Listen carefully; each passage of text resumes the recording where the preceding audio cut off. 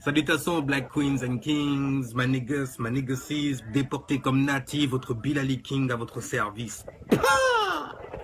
Alors aujourd'hui on va parler de brainwashing, on va parler d'aliénation. Parce que je vois beaucoup de gens, ils utilisent ce mot-là à tout va, les gens ils se vexent et tout ça. Il y a de quoi quand même, ça peut se comprendre. Mais quand on dit aliéner, c'est dans le sens d'endoctriner. Et je pense qu'il faut quand même faire une différence. Pour moi, l'endoctrinement, c'est plus une usine en fait, c'est plus le carré. Et les gens qui y vont en fait, c'est eux qu'on appellerait les aliénés, qui sont des êtres normalement spirituels et qui veulent en fait être réglés parce qu'on leur a fait croire qu'il y a des limites dans cette vie-là en fait. Que leur existence a une limite, elle n'est pas infinie. Donc en gros, on leur a offert un ego. Ça peut être par exemple pour les religions, un chrétien ou un musulman. C'est une étiquette, on vous a labellisé. On a apposé sur vous une signature énergétique, on y est encore dedans. Et donc quand vous dealez avec les règles qui régissent en fait ce carré-là, vous y êtes assujetti directement. C'est pour ça que par exemple, concernant les gens qui tombent dans un état que l'on appelle la possession, genre qui se font posséder par des démons, des choses comme ça par exemple, ce n'est seulement uniquement que dans le cadre religieux. Tu verras jamais un athée être possédé, de ce qu'il croit en tout cas, mais être possédé comme les chrétiens ou les musulmans, ce qu'on appelle les esprits, les démons, les chétanes, les djinns, ce genre de choses là en fait. Ça n'existe seulement que lorsque vous êtes enfermé dans un carré où on vous dit, ou plutôt que eux ils existent que dans ce carré là. En gros, si tu es sur un terrain de football, tu dois suivre les règles de ce terrain de football. Mais si jamais tu sors du terrain, ces règles là ne s'y appliquent plus. Si tu sors du stade. Bref. Cette vidéo, c'est pour savoir comment vous pouvez savoir si vous êtes aliéné ou pas. Alors, la première chose déjà est de se demander, est-ce que ce que je dis ou même pense vient de mon propre gré ou est-ce que c'est quelqu'un qui l'a mis là pour moi en fait? En traitant avec mes amis chrétiens, vous êtes les mieux à même à savoir si vous subissez un lavage de cerveau ou pas. Si vous êtes endoctriné ou plutôt aliéné. Pour ceux qui dealent avec la chrétienté et la Bible. C'est simple. Lorsque l'on discute avec vous, on entend bien l'endoctrinement, l'aliénation. Pourquoi? Parce que tout ce que vous dites est basé sur les dires de quelqu'un et pas sur votre propre réflexion à vous.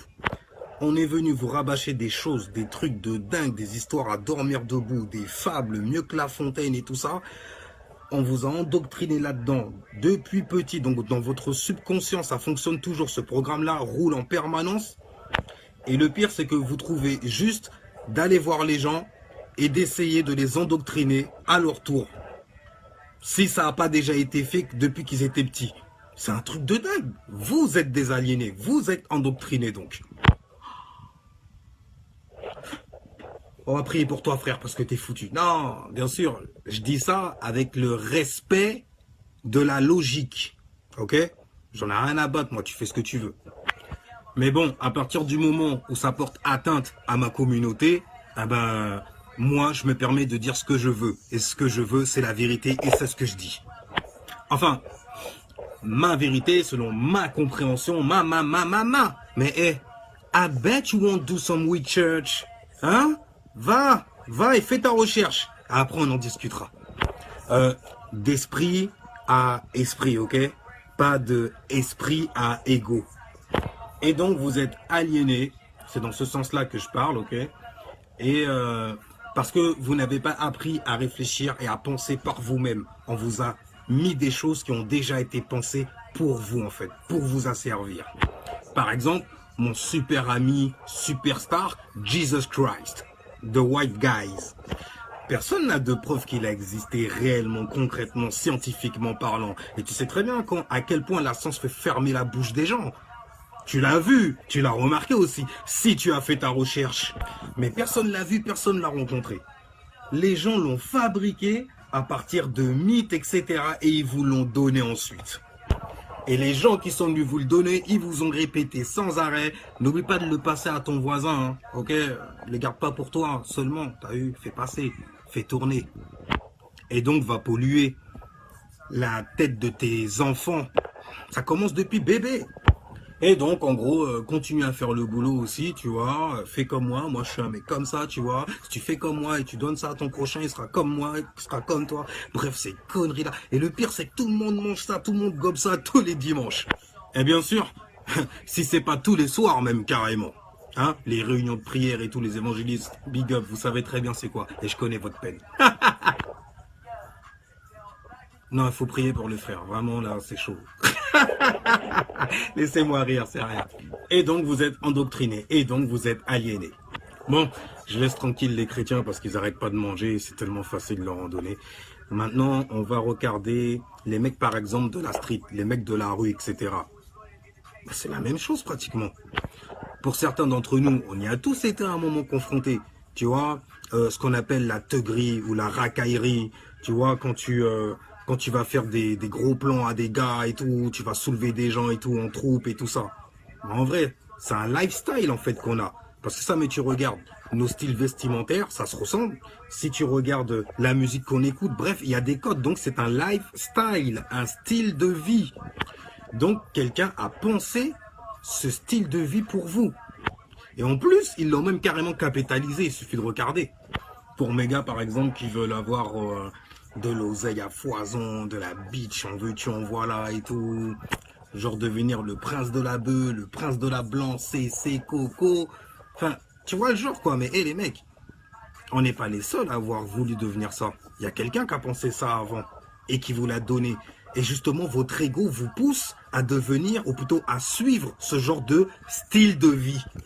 Parce que dans votre environnement, on vous a montré, ou vous avez vu des films, ou vous avez écouté de la musique qui vous disait que être ça, c'est ça, être un homme. C'est comme une fois, je dis à un Renoir, ouais frère, j'arrêtais de boire du whisky. Et le gars il me fait, comment ça frère, t'es pas un homme ou quoi? J'ai fait, c'est ça être un homme. Vous voyez le genre de truc? Et donc, on vous influence mentalement, on vous met des choses dans votre subconscient pour devenir ce genre de personnage-là, pour pour acheter cet ego carrément. Et vous le payez en énergie, si c'est pas en autre chose. Genre la casse-prison, ce genre de truc-là. Et donc, c'est de l'endoctrinement qui va créer des aliénés. Voilà, logique.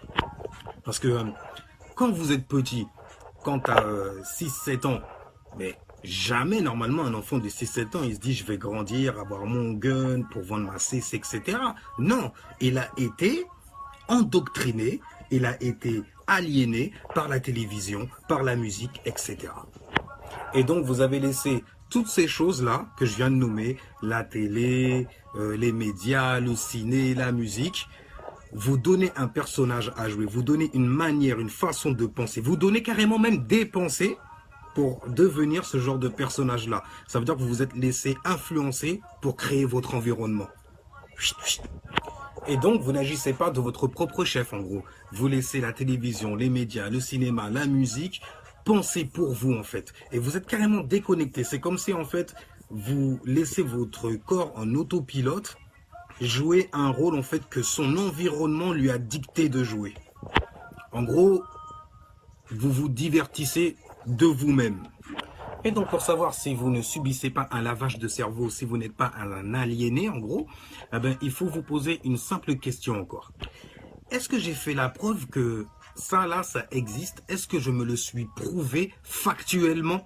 Et puis là, je parle pas des chrétiens qui viendraient me balancer des trucs genre « Ah, moi, je sais ce que Jésus-Christ, il a fait pour nous, il a fait pour moi, et qu'est-ce qu'il peut faire pour toi, mon frère ?» Ah ben, frère, moi, je sais pas, mais de ce que je vois, tu payes toujours des factures. T'as toujours un crédit. Chose que tu n'as pas le droit d'avoir normalement selon le livre que tu dis. Mais bon, ça c'est encore autre chose. Tu vas toujours te vêtir parce que tu attrapes froid. Les femmes, elles accouchent toujours dans la douleur. Alors que normalement, si elles acceptent le Christ, le péché originel, c'est terminé. C'est l'histoire ancienne. Mais non, la meuf, quand elle pousse, elle se met à gueuler, mais bien comme il faut aussi. Pourtant, elle a accepté Jésus-Christ. Donc en effet, je sais pas ce qu'il peut faire pour moi, mais je vois vraiment déjà ce qu'il vous fait à vous. Et franchement, c'est pas beau à voir. Mais bref, c'est encore une autre histoire. Mais bref, il faut vous poser une simple question. Est-ce que je me suis prouvé ça en fait? Ok, je parle pas de la foi qui ne sont que des expériences et des choses que nous n'avons pas vécues dans notre chair. C'est juste l'espoir, et l'espoir fait vivre. C'est pour ça qu'il y en a beaucoup. Tu peux pas leur retirer la religion parce que la religion c'est un espoir qui les fait vivre, une béquille mentale pour pouvoir résister en fait à tout ce qui se passe autour d'eux. Parce que franchement c'est pas tous les jours la fête. On a bien besoin de ça aussi. Je le comprends, je le conçois. Mais est-ce que tu as prouvé que c'est vrai dans le sens que tu apportes des arguments qui sont irréfutables, on peut pas parler, genre un truc tout con par exemple. Est-ce que j'en ai fait la preuve?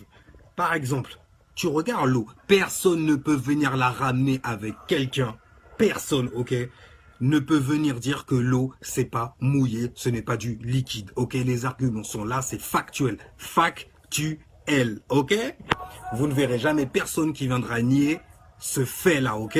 Il pourra mettre tout l'argent qu'il veut, il va perdre quand même, ok, parce que c'est factuel, tout le monde le sait, c'est irrévocable, ok, c'est ferme-la, c'est comme ça, l'eau ça mouille, c'est liquide, il y a quoi, il n'y a rien.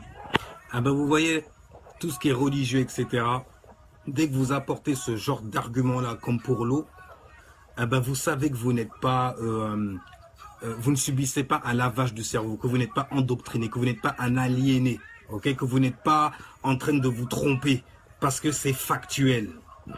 Et vous n'avez besoin de personne pour vous prouver ça, ok? Vous vous le prouvez à vous-même. Comment? En faisant l'expérience même. Mais quand il est sujet des religions, ce n'est pas quelque chose qui est factuel, ok? Ce n'est pas quelque chose qui frappe l'évidence même, genre c'est irrévocable, mais waouh, c'est ça, ok? Je parle pas de l'émotion du nouveau endoctriné, ok? J'étais chrétien, j'étais musulman, donc je connais c'est quoi le changement de paradigme. Et quand tu fais waouh, c'est un truc de ouf, t'as ce qu'on appelle le syndrome du converti. T'as envie de courir partout avec un microphone et tout et balancer un truc de ouf. Genre les mecs, c'est ça qui est la vérité, je la connais maintenant. Merde, je me suis trompé toute ma vie, vous trompez pas non plus, venez me rejoindre, etc.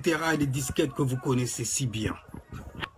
Et donc, comme vous pouvez pas vous le prouver à vous-même, ok, ça va du cœur, l'émotion, et la tête, l'hémisphère gauche. Comme vous pouvez pas vous le prouver à vous-même, tout ce que vous pouvez faire et ne sachez faire, que faire plutôt, c'est réingurgiter en fait toutes les informations que l'homme blanc vous a données pour vous asservir.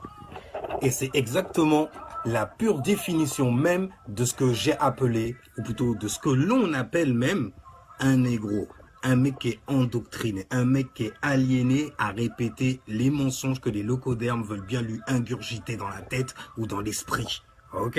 Et ça depuis l'enfance, exactement comme les esclaves. Enfin bref, vous avez déjà vu les vidéos, je pense, pour certains. En tout cas, pour les autres, voyez les vidéos du début, où j'expliquais que durant l'esclavage, ceux qui étaient intelligents, qui se posaient des questions, étaient les personnes les plus dangereuses qui puissent exister pour le négrier. C'est pour ça qu'il ne fallait pas apprendre à lire et surtout il ne fallait pas apprendre à nager non plus.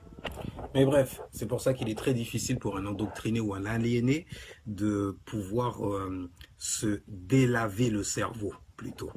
Parce qu'on lui donne quelque chose qu'il ne comprend pas et on lui dit d'aller répéter ça aux autres et d'y croire en plus. C'est comme ça que c'est, et foi en ça, ok? Parce que si jamais tu doutes, c'est que le diable s'est mis dans ton cœur.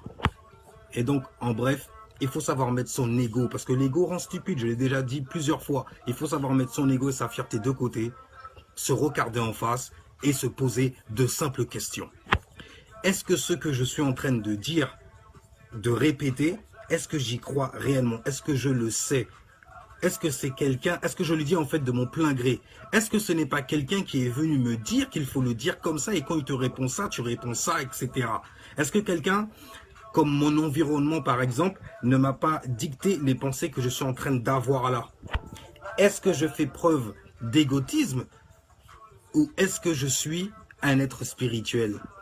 Ah ben vous voyez, cette voix qui vous dit, est-ce que je suis pas un peu égoïste? Est-ce que je fais pas preuve d'égotisme? Ah ben c'est ça là, cette voix là, c'est elle qu'il faut écouter.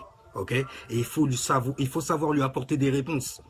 Parce que pour la majorité d'entre vous, dès que vous voyez quelqu'un qui est dans un autre paradigme, qui n'est pas en tout cas dans le vôtre, que vous avez validé, vous vous dites, lui, forcément, il est perdu. C'est un truc d'eau, vous vous limitez tout de suite. Mais ce qui fait que vous vous dites ça, ce qui fait que vous opérez dans le paradigme dans lequel vous êtes, ok? Qu'est-ce qui fait que ce truc-là est vrai? Est-ce que c'est parce qu'on me l'a dit ou parce que je le sens au plus profond de mon être? Tout ego écarté. Est-ce que je suis en train de répéter ce que le maître est en train de me dire de répéter comme un bon petit esclave? Ou est-ce que ce sont des choses que je suis parti éprouver moi-même, dont j'ai fait des recherches? Ok? Ou est-ce que ce sont des choses que je suis parti moi-même aller éprouver et que j'ai certifié que c'est ça qui est la vérité? Mais bon, en vrai, il n'y a pas de mal à être lavé du cerveau, à être endoctriné, aliéné, etc. Parce que lorsque vous êtes endormi, en gros, ben vous pouvez vous réveiller. Eh ben, c'est simple. Homme noir, réveille-toi. Est-ce que je suis dans la rue parce que je pense que ça fait thug ou parce qu'une musique m'a dit que ça faisait thug? Eh ben, homme noir, réveille-toi tout simplement. Pose-toi de simples questions, tout ego écarté.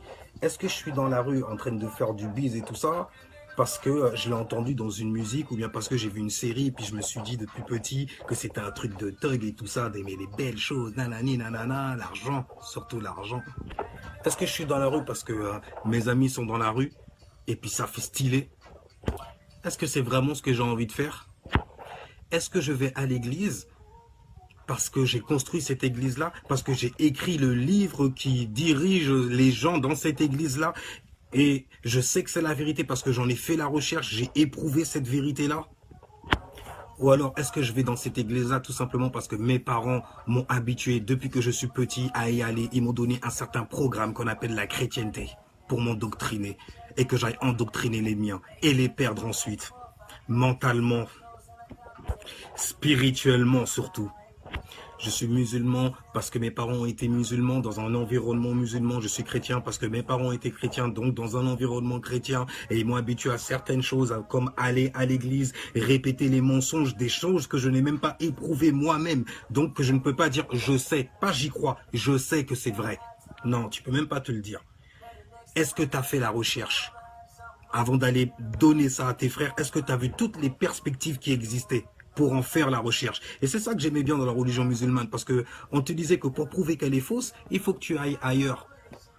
Vas-y, il y a quoi à perdre? Et en plus de ça, c'est libérateur. Et ce dont tu devrais te méfier, c'est justement les gens qui viennent te dire surtout fais pas ça parce que oh là là, c'est un féro là, mon gars, tu vas le payer cher tout ça. Parce que tu sais très bien au fond de toi qu'un Dieu, selon certaines définitions qu'on lui donne, ne peut pas t'en vouloir de rechercher qui toi tu es et qui lui il est. Ou plutôt, qui lui on dit qu'il est. Ok? Parce que ça m'étonnerait que ce soit lui qui dise qu'il est ça. Parce que franchement, ce serait vraiment dommage. Et donc, il n'y a plus d'espoir alors. Ah ben si, il y en a un. Et on appelle le côté spirituel. Donc la famille, Black Kings, Black Queens, Manegas, Manegacies, mes déportés, mes natifs, Bill Ali King à votre service.